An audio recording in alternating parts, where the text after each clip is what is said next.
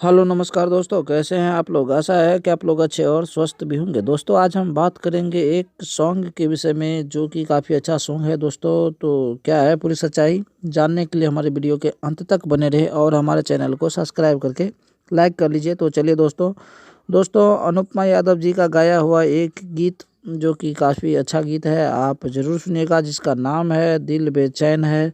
काफ़ी अच्छा सॉन्ग है दोस्तों, आप सुनिएगा और आनंद लीजिएगा। मैं आपके लिए वीडियो इसलिए बनाता हूं ताकि आप सुने और आनंद ले सॉन्ग का, नया नया सॉन्ग का आप आनंद ले, इसलिए दोस्तों।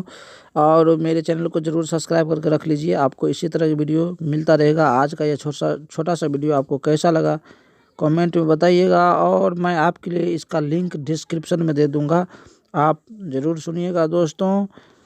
म्यूजिक विस्की बॉक्स जी दिए हैं, डायरेक्टर है आशीष सत्यार्थी जी, इसका डायरेक्टर है। तो जय हिंद दोस्तों, नमस्कार।